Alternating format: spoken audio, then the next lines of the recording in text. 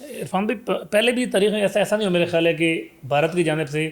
ان informed اور ان regulated water چھوڑا گیا ہے، پانی چھوڑا گیا جس کا میرے خیال لازم نہیں تھا ان کے ساتھ. تو کس طرح آپ کا جو ارلی وارننگ سسٹم ہے وہ کام کرتا رہا، جو ڈیجیٹل مانیٹرنگ ہے، جب پتہ ہی نہیں کتنا چھوڑ رہے ہیں کب چھوڑ رہے ہیں، تو یہ بھی ایک بڑی مشکل صورتحال نہیں تھی؟ جی بالکل. آپ دیکھیں کہ جو 26 اگست کا دن تھا کہ جس دن یہ تمام سیلابی صورتحال کچھ ہی گھنٹوں میں بنی،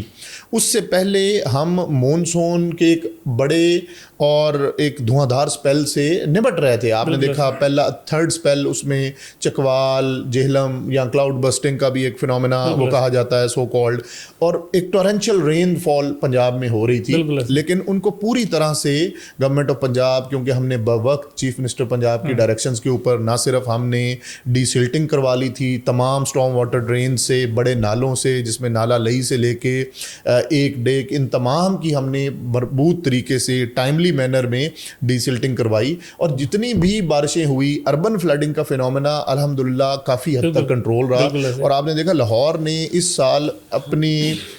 2 سے 3 بڑی بارشوں کو وٹنس کیا. 200 ملی میٹر بارش ہوتی تھی لیکن 2 سے 4 گھنٹے میں لاہور کی تمام شاہراہیں اور زندگی دوبارہ رواں دواں ہوتی تھی. یہ وہ شارٹ ٹرم میئرز تھے جو government of Punjab, P D M A Punjab نے چیف منسٹر پنجاب کی ڈائریکشنز کے اوپر لیے ہوئے تھے، اور ہم بارش کو پراپرلی اربن فلڈنگ کو میٹیگیشن میں بھی نہ صرف کامیاب ہوئے بلکہ لوگوں کے لیے پریشانیاں کم سے کم کرنے میں کامیاب ہوئے. اسی طرح لانگ ٹرم میئر میں بھی جو اربن فلڈنگ ہے اس میں گورنمنٹ آف پنجاب نے تقریباً جو 14 انڈر گراؤنڈ واٹر سٹوریجز ہیں وہ مختلف بڑے شہروں میں اور خاص طور پہ لاہور میں یہ پچھلے فائنینشیل ایئر میں بنے، اور اب جو فائنینشیل ایئر گزرا 10 اس میں بنے. تو وہ تمام ایسے بڑے ہاٹ سپاٹس اور سورنگ پوائنٹس جہاں پہ ہمارا تھوڑی سی بھی بارش ہو اور لاہور میں پانی پانی ہوتا تھا، وہ ان تمام ایریاز میں یہ لانگ ٹرم پلاننگ کے تحت انڈر گراؤنڈ سٹوریجز بنائے، جس سے اب آپ دیکھیں لکشمی ہو، ہمارا قذافی اسٹیڈیم ہو، یا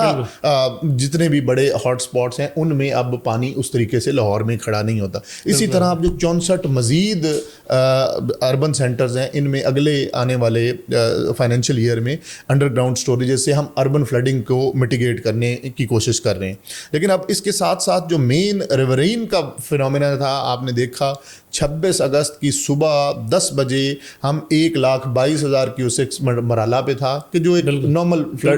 مونسون کے دنوں میں ایک نارمل سچویشن ہے. اسی طرح راوی میں جسر کے مقام پر بالکل 20 سے 25,000 30,000 کیوسکس تھا جو راوی کے لیے ایک نارمل سچویشن ہے. ہاں البتہ ستلج میں ہم پہلے ہی 1.5 لاکھ سے اوپر کو ٹچ کر چکے تھے جو ایک ہائی فلڈ سچویشن تھی، لیکن دریا کے 2 بند کے اندر ہی پانی موجود تھا، کہیں باہر کوئی. لیکن اچانک جیسے آپ نے بات کی ان انفارمڈ ان ریگولیٹڈ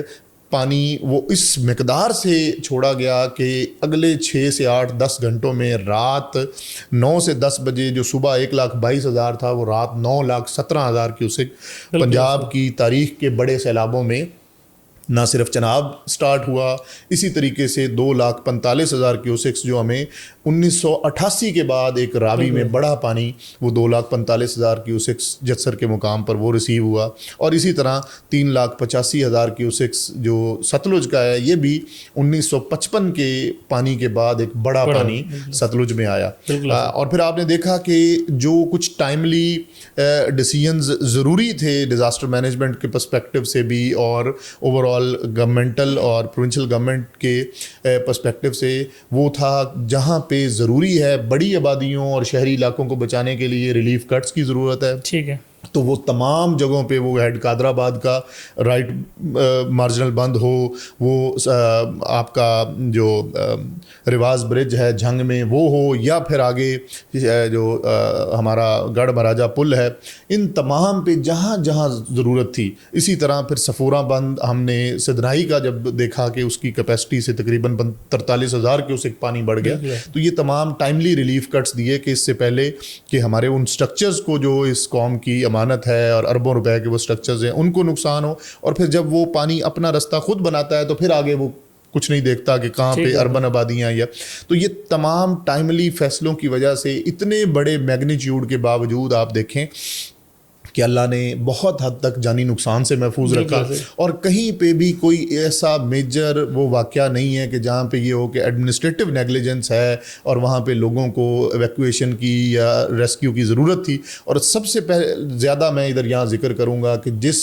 طرح اس رات 26 اگست کی رات 6 سے 8 سے 10 گھنٹوں میں پانی کا وہ لیول بنا جو پنجاب کی تاریخ کا بڑا پانی تھا، اور ہمیں خدا نخواستہ اس دن یہ خطرہ بھی تھا کہ پانی کا، کیونکہ اتنا بڑا میگنیچیوڈ ہے، تو خدا نخواستہ یہ جو بالکل اوپر کے اضلاع ہیں ہیڈ مرالہ ڈاؤن سٹریم، جس میں سیالکوٹ، گجرات، وزیر آباد، اسی طرح آگے حافظ آباد، ان میں خدا نخواستہ کہیں لوگ رات کے وقت میں